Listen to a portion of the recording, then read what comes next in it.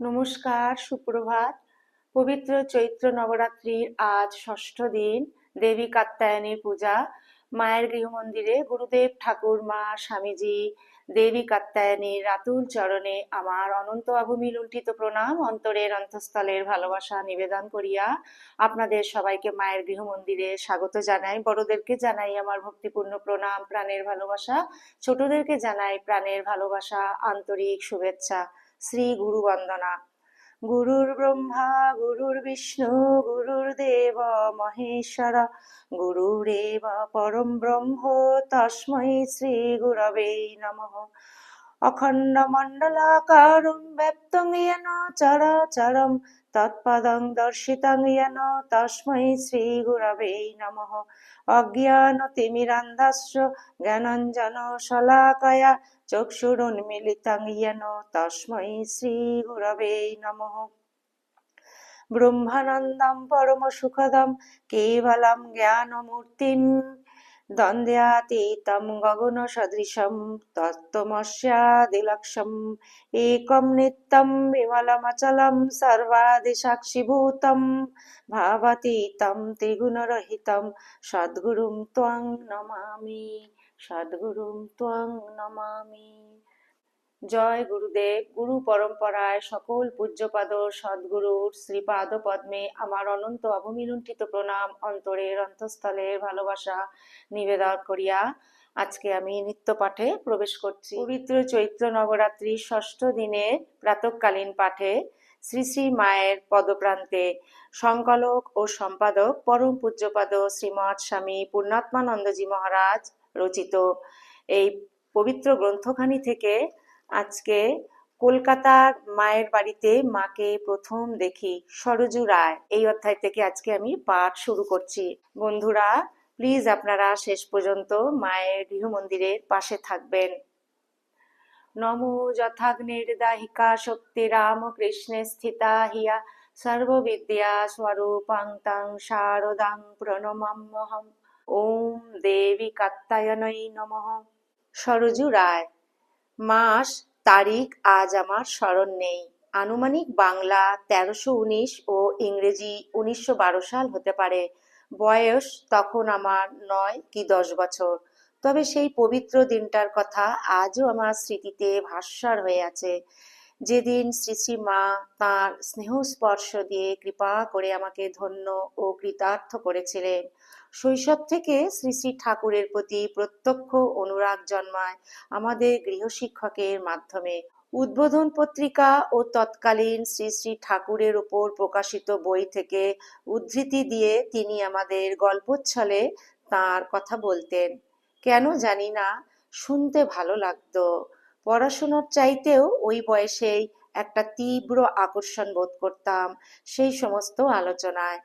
তারও পূর্বে আমার পিতামহ জগবন্ধু সেন শ্রী শ্রী ঠাকুরের দর্শন ও সঙ্গ লাভের সৌভাগ্য পেয়েছিলেন। তিনি ব্রহ্ম সমাজে কেশব সেনের অনুরাগী ছিলেন। সেই সুবাদে তাঁর সঙ্গে শ্রী শ্রী ঠাকুরের স্টিমার ভ্রমণে ভক্ত সঙ্গে আমার পিতামহেরও স্থান হয়েছিল। এরই প্রভাবে আমাদের পরিবারে শ্রীরামকৃষ্ণের সঙ্গে একটা যোগ ছিল। আমার ঠাকুরমা যোগমায়া দেবীর গঙ্গা স্নানের অভ্যাস ছিল। আমাদের পিত্রালয় চাঁপাতলা অর্থাৎ শিয়ালদা থেকে প্রায় বাগবাজার ঘাটে তিনি স্নান করতে যেতেন। সুযোগ পেলেই ফেরার পথে উদ্বোধনে শ্রী শ্রী মাকে প্রণাম করে আসতেন। মাঝে মাঝে আমি তার সঙ্গী হলেও আমার শৈশবত্বের কথা চিন্তা করে বাড়ি ফিরতে দেরি হয়ে যাওয়ার আশঙ্কায় আমাকে শ্রীমার কাছে তিনি নিয়ে যেতেন না। একবার আমি জেদ ধরায় তিনি রাজি হলেন। সেটাই ছিল আমার জীবনের ঈপ্সিত দিন। আজ জীবন সায়ান্নে এসে স্মরণ করলেও মনটা সজীব হয়ে ওঠে, অপূর্ব সুখানুভূতিতে ভরে যায়। সেদিন গঙ্গা স্নান আনতে গিয়েছি, সঙ্গে আমার ঠাকুরমা। শ্রী শ্রী মা বসে আছেন পাশের ঘরটিতে। প্রণাম করেছি কতক্ষণ ধরে জানি না।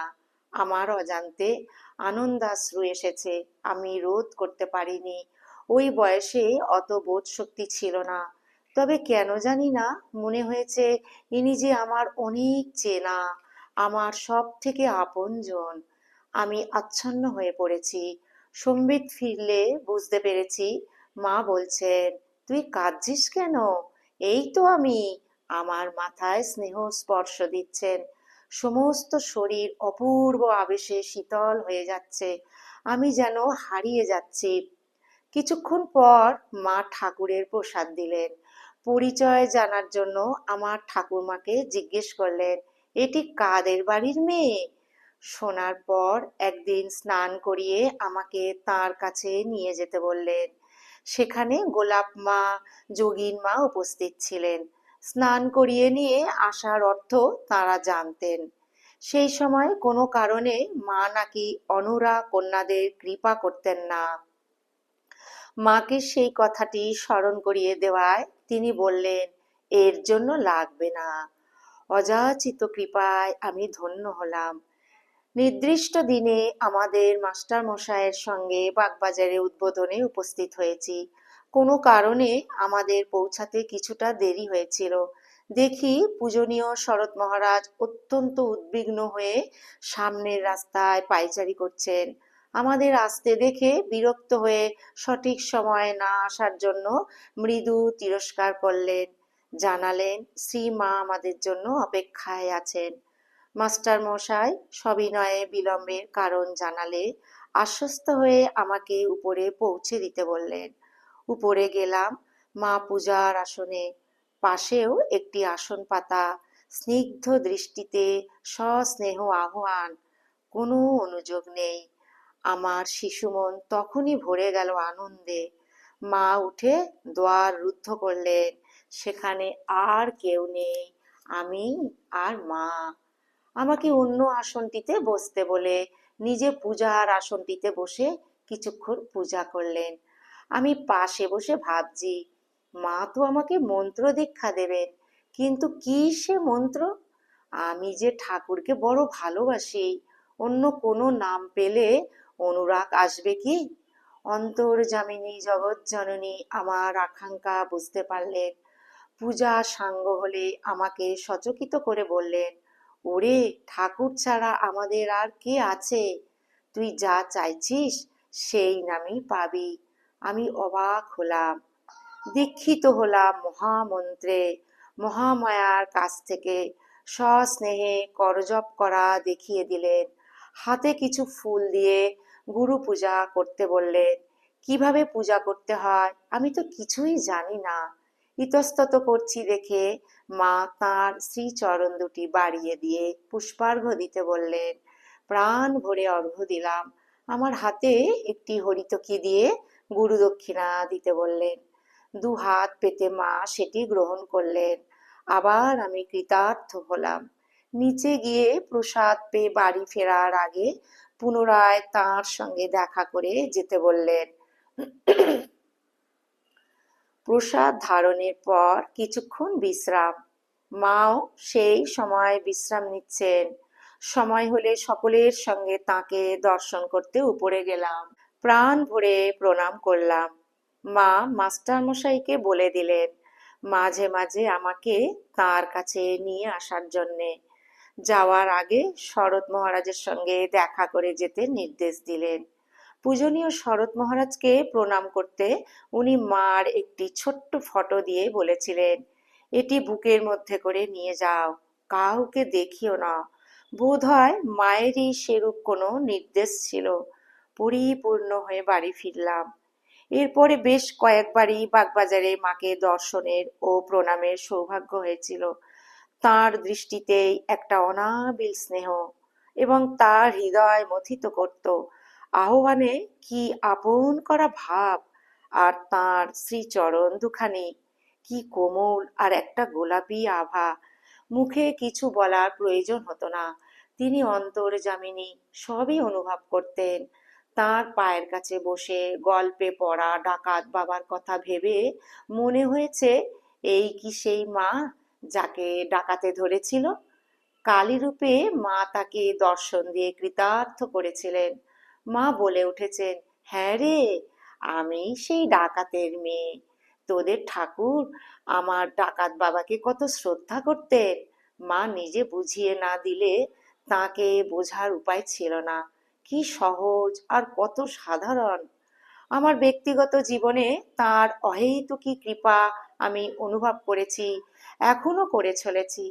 আমার বিবাহ করার কোনো বাসনা ছিল না। বাবা আমাকে অত্যন্ত স্নেহ করতেন, কেন জানি না। মনে হতো অন্যান্য ভাই বোনের থেকে তার উপরে অধিকার আমার যেন একটু বেশি ছিল। আমার মতামতকে তিনি শ্রদ্ধা করতেন, কখনো জোর করে কিছু চাপিয়ে দিতেন না। সেই সময় সমাজে একটি কন্যা অনহুরা থেকে যাবে, এটা কষ্ট কল্পনায় ছিল। পরিবারের বয়স্করা শঙ্কিত হয়ে তাকে অনুযোগ করলেও তিনি নির্বিকার থাকতেন আমার কথা ভেবে। পরে সকলের উৎকণ্ঠায় স্থির হয় আমাকে বাগবাজারে শ্রী শ্রী মার কাছে নিয়ে যাওয়া হবে সমস্যার সমাধানের জন্য। বাবা আমাকে সেই সিদ্ধান্ত জানানোয় অনিচ্ছা সত্ত্বেও রাজি হতে হয়। তখন আমার বয়স বেশ বেড়েছে, প্রায় 16-17 মতো। সেকালের সমাজে প্রায় পতিত হওয়ারই কথা।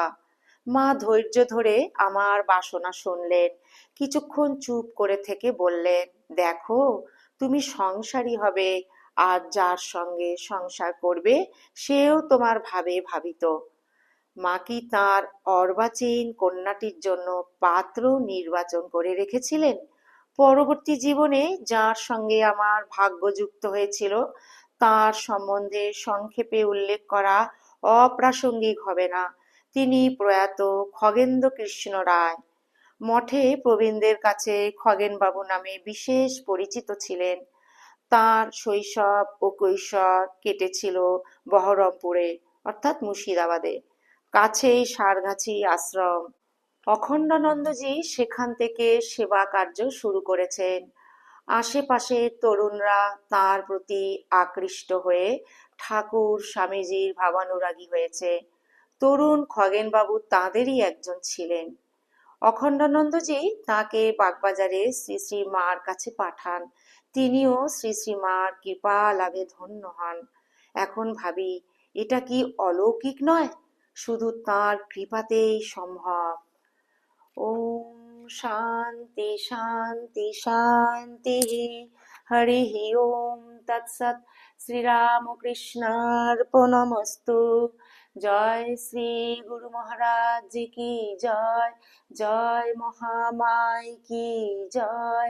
जय स्वामी जी महाराज जी की जय। जय गंगा माई की जय। जय श्री श्री रघुवीर शीतला माई की जय। ওম দেবী কাত্যায়নাই নমঃ। পবিত্র চৈত্র নবরাত্রির প্রাতঃকালীন পাঠে শ্রী শ্রী মায়ের পদপ্রান্তে আজ এই পর্যন্ত। ঠাকুর মা স্বামীজি গুরুদেবের রাতুল চরণে আমার অনন্ত অবমি লুণ্ঠিত প্রণাম, অন্তরের অন্তঃস্থলের ভালোবাসা শ্রদ্ধাঞ্জলি ভক্তি পুষ্পাঞ্জলি নিবেদন করিয়া আপনাদের সকলের সর্বাঙ্গীন মঙ্গল প্রার্থনা করিয়া মায়ের শ্রীপাদ পদ্মে নিবেদন করিলাম। মায়ের অসীম কৃপায় আপনারা সবাই খুব ভালো থাকবেন, সুস্থ থাকবেন, আনন্দে থাকবেন। ভিডিওটি আমি আজকে এখানেই পরিসমাপ্তি করছি। পবিত্র চৈত্র নবরাত্রির প্রাতঃকালীন পাঠে শ্রী শ্রী মায়ের পদপ্রান্ত থেকে কলকাতায় মায়ের বাড়িতে মাকে প্রথম দেখি সরজু রায়। এই ছোট্ট একটি অনুধ্যান যদি আপনাদের বন্ধুরা ভালো লেগে থাকে, প্লিজ মায়ের গৃহমন্দির চ্যানেলটিকে আপনারা সাবস্ক্রাইব করে একটি লাইক এবং কমেন্টের মাধ্যমে সদা মায়ের গৃহমন্দিরের পাশে থাকবেন। জয়তু জয়তু জয়তু শ্রী শ্রী রামকৃষ্ণ শরণাম শরণ্যে। শরণাগত মাগো শরণাগত শরণাগত। সদা তোমার সকল সন্তানের সহায় থাকিও মা। ওম দেবী কাত্যায়নাই নমঃ।